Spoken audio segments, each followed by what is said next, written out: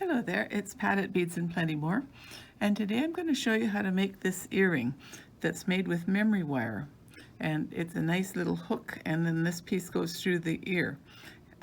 So we've got fire polish beads, a 4mm fire polish. I've got 3 different shades here. I've got light, medium, and dark all in the mauve purple tones. So here we go. We've got the memory wire is this size. I used the small bracelet size because it was big enough to make this kind of a loop. So I cut 10 centimeters from this wire, and then at the 3 centimeter point I did this bend. Now I'm going to show you all the pliers I used. For cutting memory wire, I do like to use the memory wire cutters. They are very strong and they don't hurt your good quality cutters like these. You don't want to use them for cutting memory wire.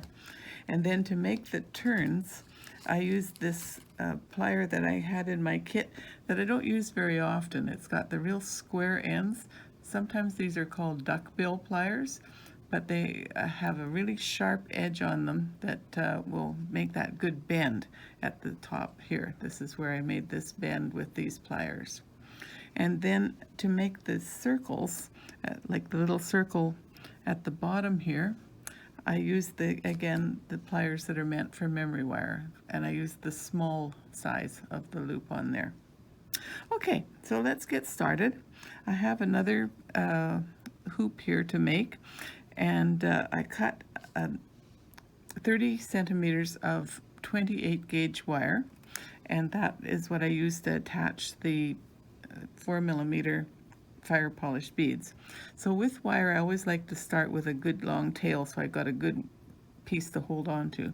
And this opening here makes it very easy to do your little wraps. I'll do at least 3 little wraps, and use your fingers to bring them nice and close together. And then once you've got the 3rd wrap done, we're going to pick up one. I've started with the light color at the top, so we'll put one of the light color on. Now, when you're laying these beads on, you want to make sure you've got a little bit of area of wire right in here at the beginning so that it'll sit with the holes sideways. Otherwise, they sit with the holes showing, and that's not as nice as having them sit sideways. So once we get that in there like that, we'll do another 3 wraps to hold that really solid. There we are. Push that up to nice and snug. So then go ahead and take a medium colored bead, and once again I just used the fingers of my left hand to give it catch that little bit of extra wire there so that it sits the bead sideways. There we go. So we'll give it the 3 wraps, and I give them a little push in. Now go on to the dark color, and once again we'll catch that little bit of wire there so that it sits it sideways. And these wraps also do a nice spacing with the beads. So there we are. We'll just give 2, 1, 2, and the 3rd one, and give it a little push in. So that's how we do all the beads along the side. Now to finish, we want to have the beads sit right inside this loop. And I've got one, well, this one we've got finished, and I've got the bead sitting on top of the loop this way so that it goes like that. Now to go to the other ear, we want to go the other way. So I've got another pair going here. I've got the white beads on. I made this one just a little bit smaller. Maybe some people like it a little bit smaller than what the original one was. So it sits this way on the bottom.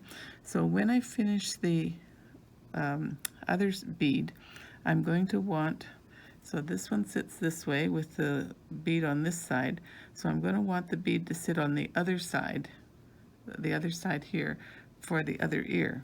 So we're going to bring this up, put it on the opposite side, and to finish the bead into that little circle, we merely just set the bead right into the circle, and then just feed the wire up through that circle to attach it.